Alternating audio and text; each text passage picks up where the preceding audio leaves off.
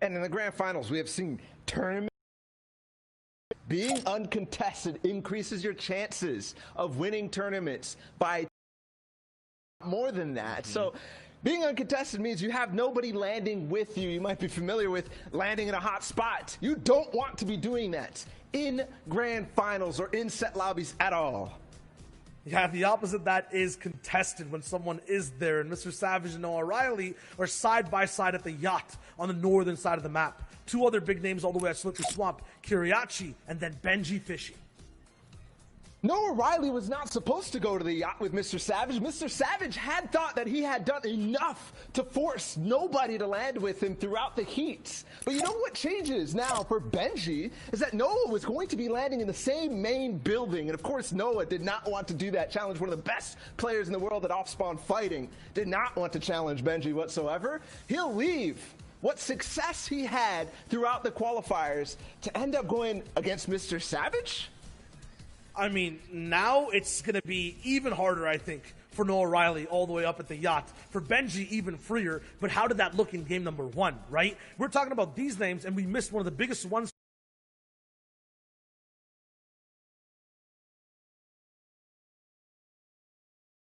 We see it for Flo is because usually it is the shockwave loot that he's going for in the early game. That's why he got to this spot, but it doesn't matter. He'll grab it anyways, and he's even contested the orchard. So all I said, Zeke, about being contested, reducing your chances of winning in grand finals kind of shifts when you see what Flois just did, and it doesn't matter where you land. You could always stumble across Kit's shockwave launcher.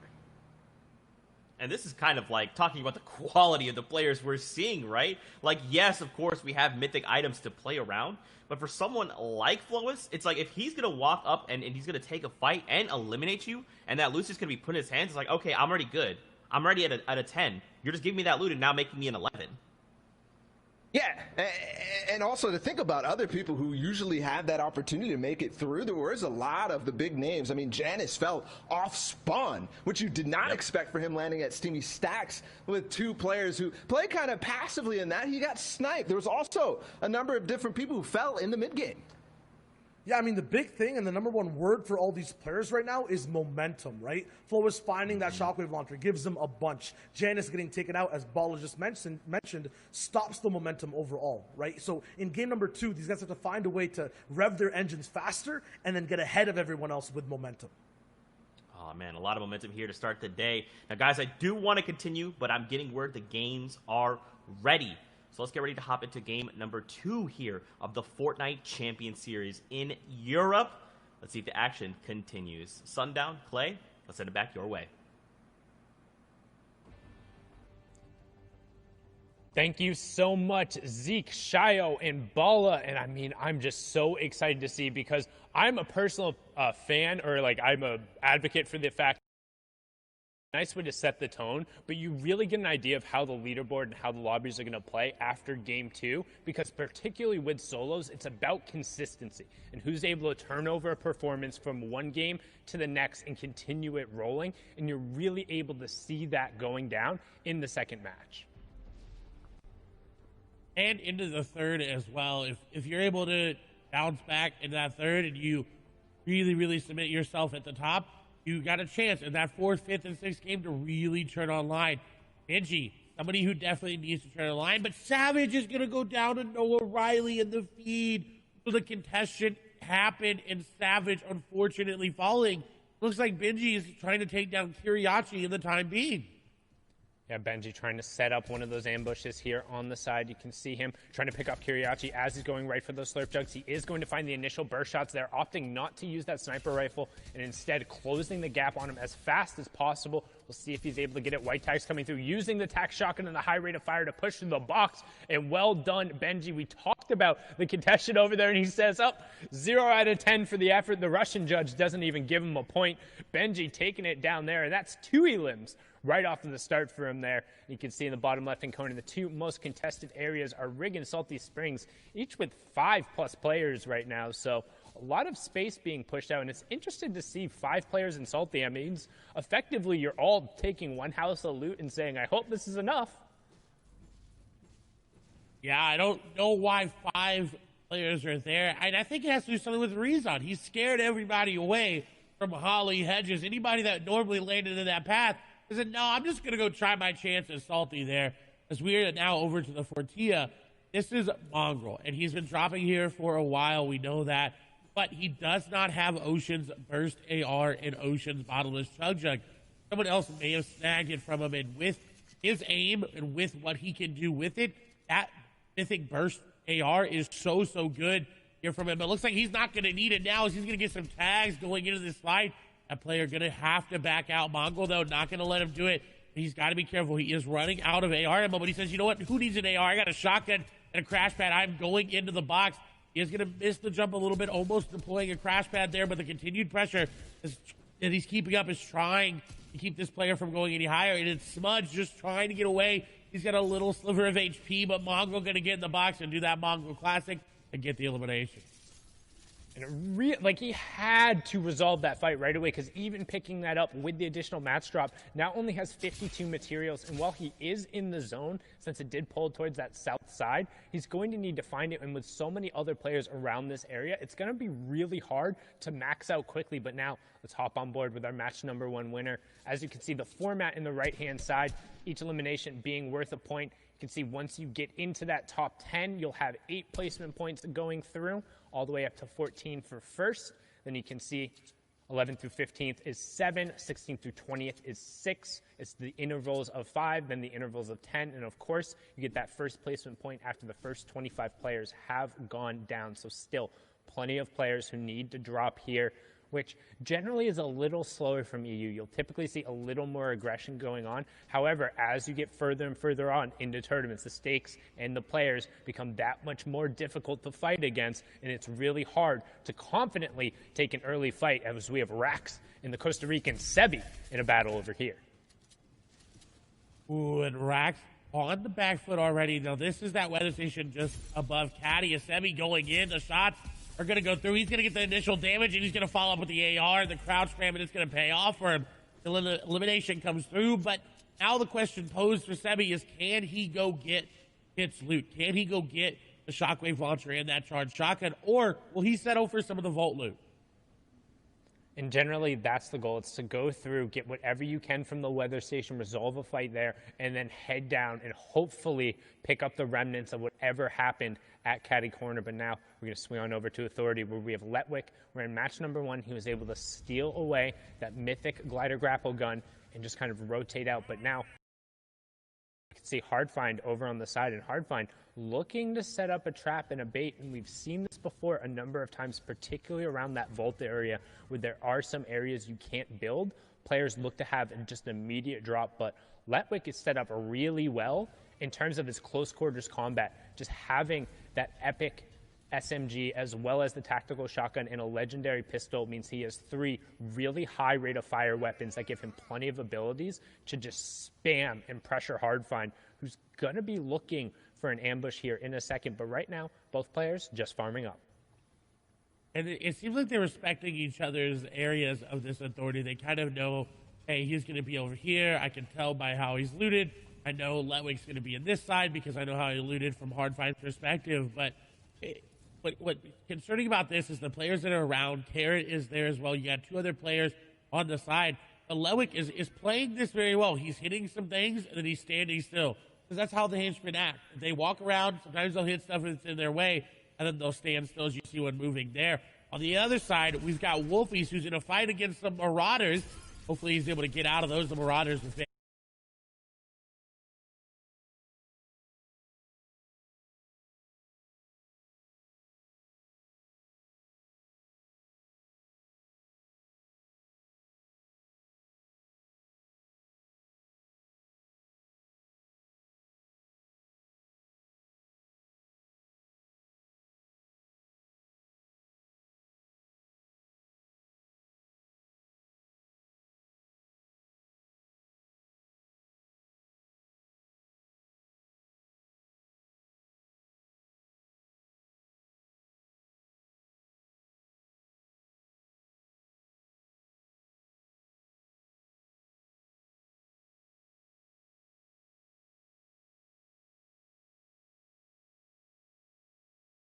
Water!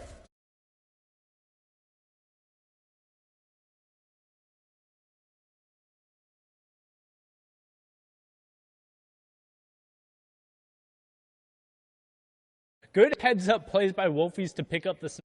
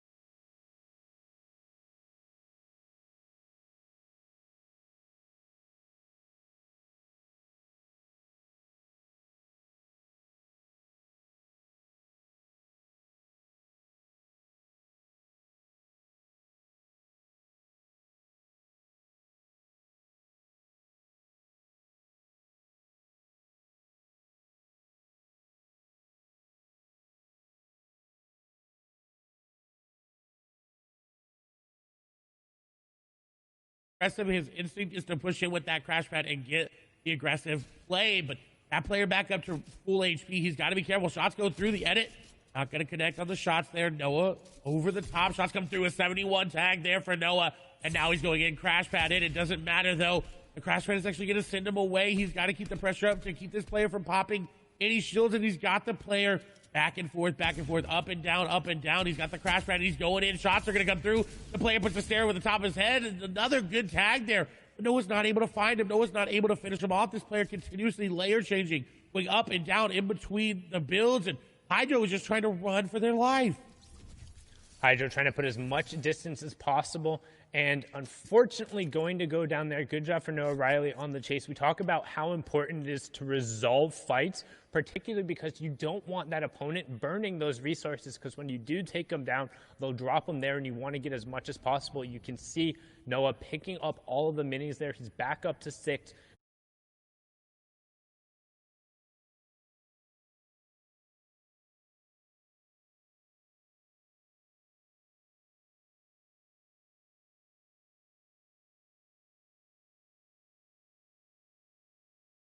Lets him fall in, and then a perfect example. Thank you, Ross Orange, for showing it right there, winning the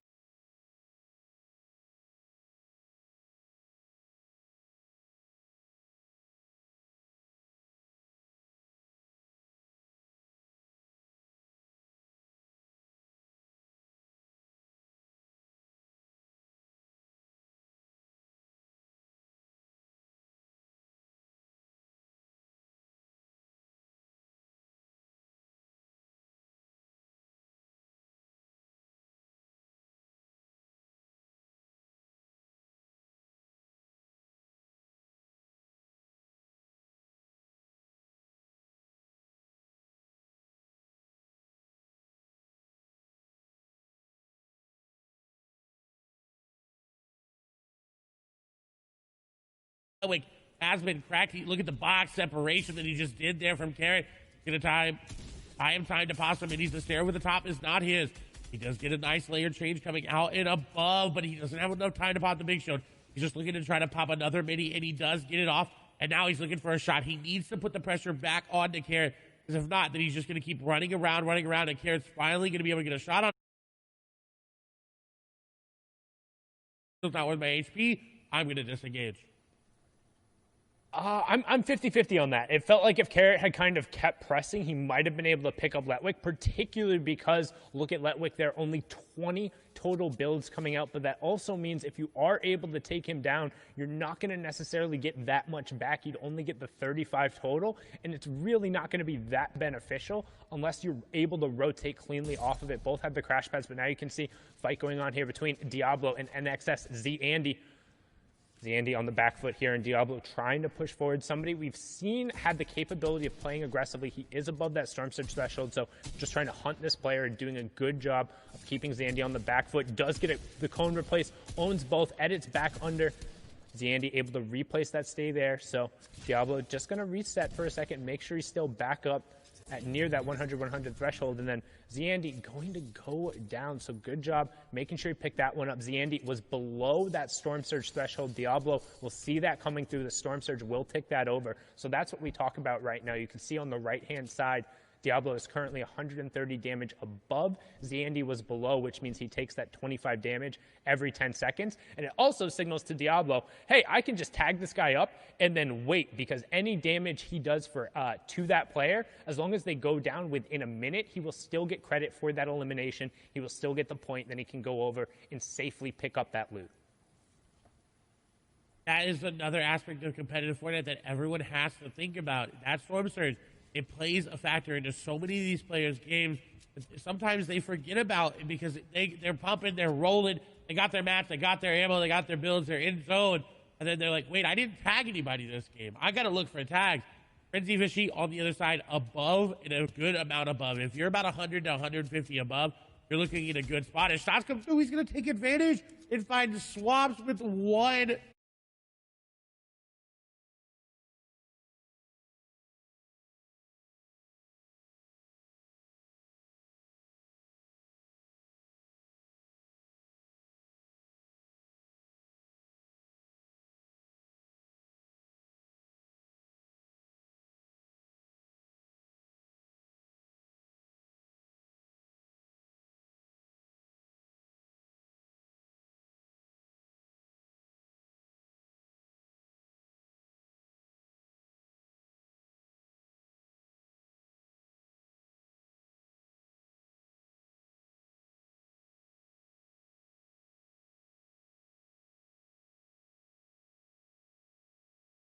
Many of these top-level players will be carrying those weapons, particularly in EU, that is known for their snipes and hitting their shots. Well done from the game #1 winner, who's continuing to roll with the momentum here. Boxed up next to Arctic, passive over the side as we're transitioning now into that mid-game kind of territory as players are starting to get closer and looking for priority in terms of zone number 4.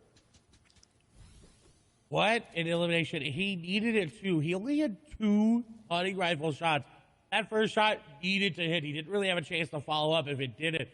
Very heads up play by Flois. First place, taking down second place. That is, hey, that's pretty good for your mentality. Even if he goes down here and be like, hey, I took out my competition, so I know I'm pretty secure there. But we're still pretty early on into the games, so you can't really do much with it. And it's important to note when they stress during the top of show how every single interaction matters. Right there, Flois eliminating his direct competition right now, the player who is closest to him, who's able to pressure up. That means if he's able to build up a lead now, it's going to be that much more substantial because effectively he's eliminated one of the players who can threaten him the most, as now we're on board here with ADN. We saw him have an amazing run yesterday, pushing in. Right there, you can see the Dorito edit being taken down, and that's such a good push. Fastroki was looking to set up a crash pad there with that edited cone in his box, but ADN dropped in and then occupied the space, stuck to the AR, and then just used the weapon to close it out. Well done getting a key pick there in a mid-circle.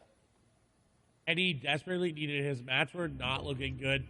Still are not looking good as well. So he's going to have to find another impact elimination along the way as we're on board here with Ardent. Again, mats are not looking good. Now, there is a player's loot there in front of him that he more likely got the elim from. He's not actually prioritizing picking it up right now. It seems like he's just looking to build and then go for the loot. Mr. X is nearby. Benji's nearby as well. Artist in an awkward spot. We've got Scram in this game here as well. Handy, passive, slick. A lot of players still alive. 61. When we talk about Storm Surges, this is a threshold where it's 50. 11 players need to go down. Ardent makes a heads-up play to get a box, and Crash Pad's going to come through, but that's bad for him. Unless he hits the shot, shots come through, and he does. Maestro going to go down the aggressive play, not going to be rewarded, and Ardent will be rewarded for his passiveness.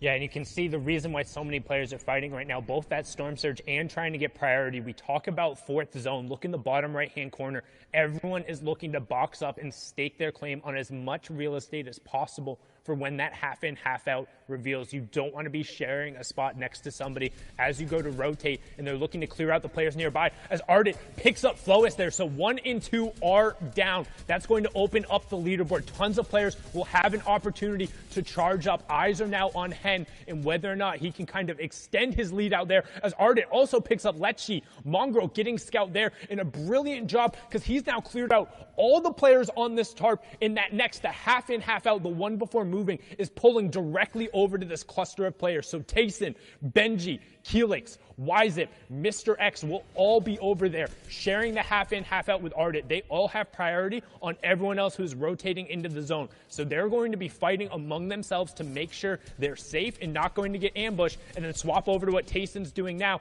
and looking to catch the players, burning their rotation, burning launch pads and crash pads, trying to get into this zone. And this is very lucky for Tayson because, again, inventory, he only had 54. That is not where you want to be for this endgame. So he has to find an elimination to get to these moving zones effectively. He does have the 6 crash pads, but when you start to use those crash pads, you start wasting those builds as you box up, and he needs to find somebody. As shots come through, he's not going to be able to beam people out of the air just yet, as we do see Nebby unfortunately falling, but he did get that top 50 placement threshold, which is what a lot of people are playing that consistency. Hey, at least I went down inside of that. Tayson, however, is looking to get aggressive, and I believe that's on, I think this is Benji. I'm 97% sure Benji is right nearby, and Benji aggressive. You see the big shoulder's going to be popped, and it's going to come through. No crash pad in, shots coming through, and Benji's going to go down. Tayson going to take him down.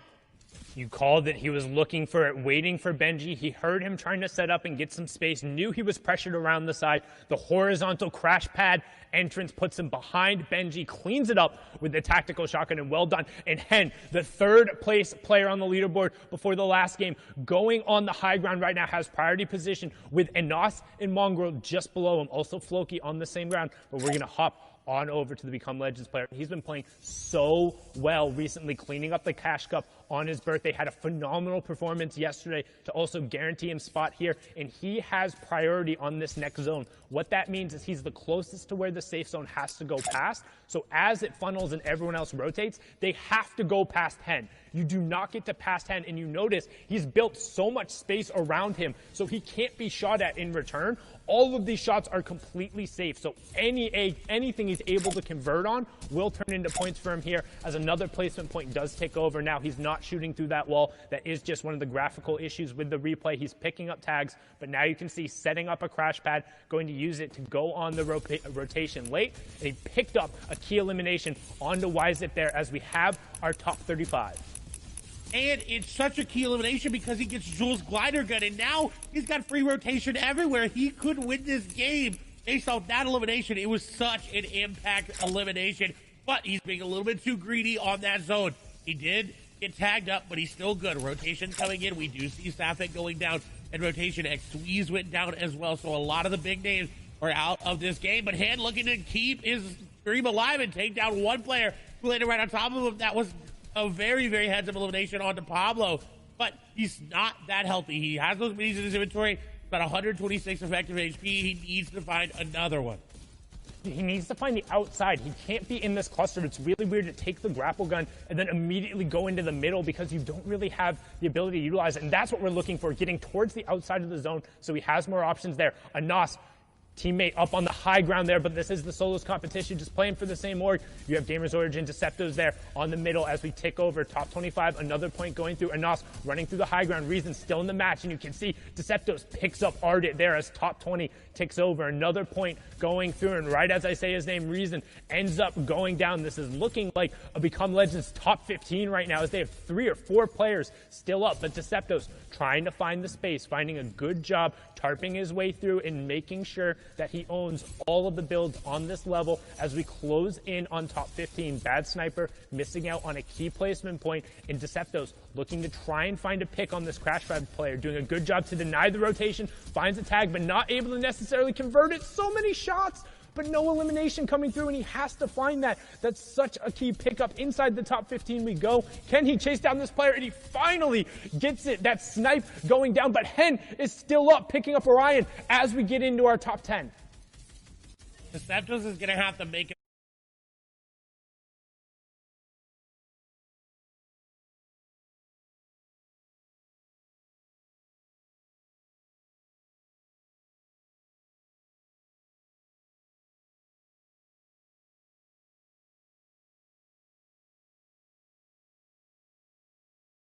He's looking to get in, and he does, but a shot comes through. Floki going to be the one to take him down, and now 2 eliminations here for Floki. The player right on top of him, he's got to be careful. Shots go through, back in the zone goes Floki. Picking down very, very low. Now inside his zone, he's good to go, but this is looking really, really rough. He doesn't have floppers. Mr. X is going to go down. Stacy going to be the one to do it. He's still trying to be popped there. And look at Anas just tyro whopping all the way up top. He's just walking over old builds. I don't know how many builds he's got left, but he may be able to win this just solely based on the fact that's going over old builds. And the old builds giving him priority. That moving zone, we talked about it. It just randomly pulls a distance back away, which means you can continue your rotation. And on top of having the old builds, his saving grace has the mythic loadout as well. So this is so big for him as we move into the top 5. 4 players left, but Anas has complete control over this lobby. You can see Tayson as well in the middle. Scramguard and Snazy are going to round out your top 4. Who will finish it off? Will Anas continue the run of the caddy corner loot, proving it out, or can somebody from the low ground shut him down as Tayson picks up Scramguard? So each elimination, each placement here, an additional point as Tayson ends Snazy right there. But the shockwave launcher comes out right away and knocks him over to the zone. And Anas does get tagged, but is able to pop the flop in the zone and then gets the follow-up tag with 6 HP to spare. Become Legends Anas from the high ground. 4 eliminations in the victory royale, taking game number 2. The flop was what he needed to pop, and he did do just that. The victory royale going to be nice. I think maybe able to move into first place after that game just on the number of points and the eliminations, but we're definitely going to need the analysts to break that one down, so we're going to send it right over to them here in a moment. Thank you guys so much. Great cast here in game number 2 of Europe. Anas finding the victory royale there. Mad props to him. Now, here's the thing, though. Tayson, another big name we're used to seeing. We keep talking about the quality of players. This is someone who is coming in strong. Ends that game in 5 eliminations. Had he picked up that VR, that 4-point swing would have actually moved him higher up the leaderboard, and we'll see that as we take a look at the standings and look at who is currently holding down that number 1 spot. Usually who ends up winning the game is always at first. That is the same story here right now. BL Anas all the way up top, victory royale, 7 elims, 28 points. But what happened that game was a bunch of eliminations from top players, changing the standings from 2nd all the way to 10th. And there's BL Hen in 2nd there. Somebody definitely to keep an eye on because he placed 4th in the first game. Not necessarily the biggest boost in points this game. Other names too, Deceptos, who's the king of placing 5th place. The French legend who came out there in the Invitational starting to rise up. But then Tayson, Zeke, you mentioned him. Getting that 2nd place will boost him way up, but he could have done more. Reason still stays around the 9th place mark, but still improves at least in this game. And there, we move on over Letwick, Scramguard, Bad Sniper, Kinzel, Mongol, Carrot. I mean, look at all these names. Thomas HD, Floki, Frenzy Fishy. There's so much heat coming off of the grand finals right now. Every single person could walk away the victor, and especially when we're this tight, and we still have 4 games left to go, boys. Anything could still happen. There's all these guys at the top making these power moves right now. You're saying look at the names. I'm looking at the points too. You're mentioning that it's tight. It's like a 2-point difference between everyone. They are neck and neck. Become Legend Slicks is here too. Twain's, Ardits, like all these guys are playing so well, but they're playing well while others are too, and no one can really break away. Benji, who we're used to seeing in the top 10, at 24th, and from what I'm seeing, he's having good games still. It's not enough though for that number 1 spot. It's kind of an start for Benji, which I think some people are maybe starting to get a little used to. He always rises at the top, but that might be a sign that it's back to, you know, the old Benji of Grand Finals, the one who does get good performances and is in the top 10, top 15, very solid out of 100 players, but not quite that win that he's looking for. And together, guys, we got to talk about it. More of these powerful plays coming out of these impact players, making what they need to happen, really manifesting this win right here, right now. Yeah, Grand Finals is all about power, and it comes in many different forms.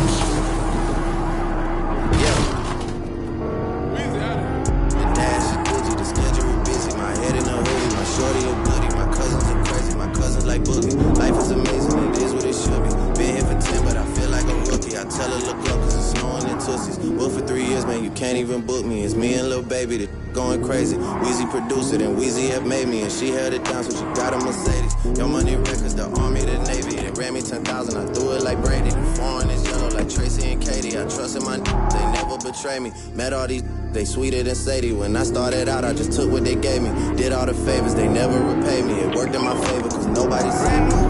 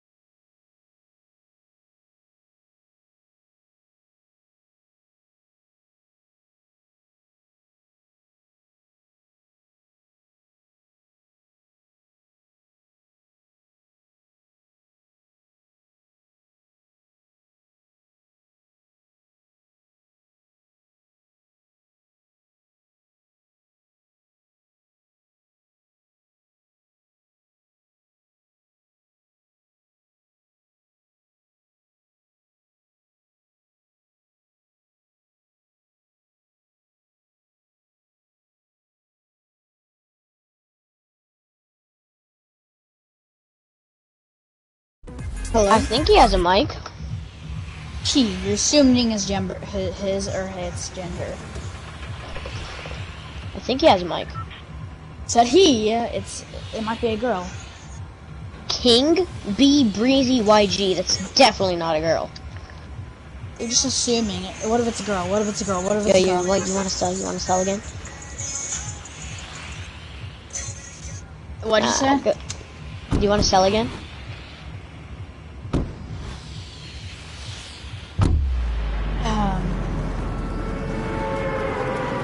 I don't know.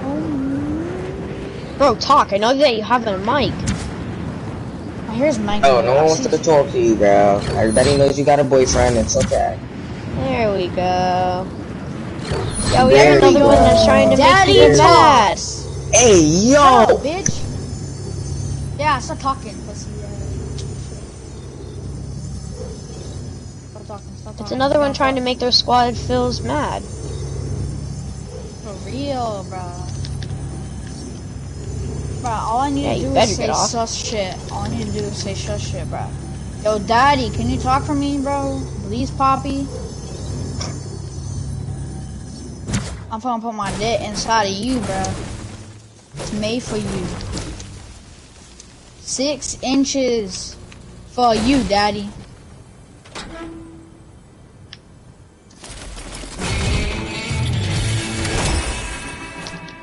I want you to call me Poppy, though. Will you call me Poppy? Just call me daddy. I don't even know. I'm on it. I have goated loot. I don't. I'm about to die, too.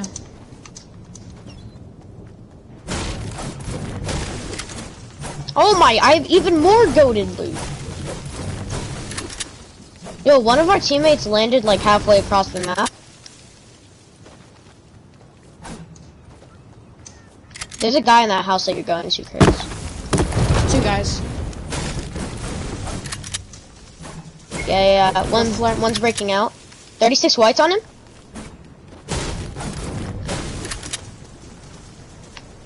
Kobe.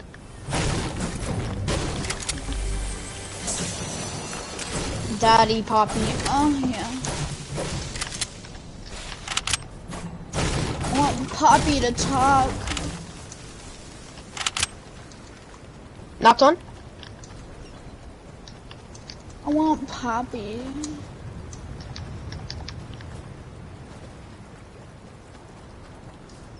Poppy, can you talk for me? Boy just got doo-doo on. Knocked. On me. You still loot him, bro. He's spectating me. I'm gonna do this to you, bro. I'm gonna do this. I'm gonna whip you, and I'm gonna do this. I'm gonna do.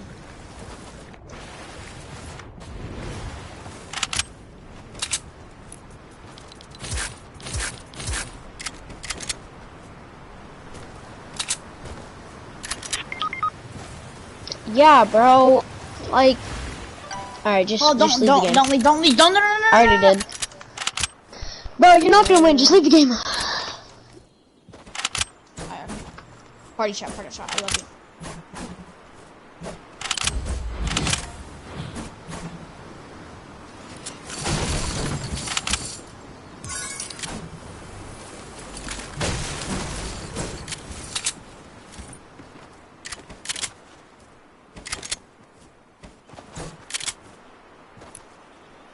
Right foot up.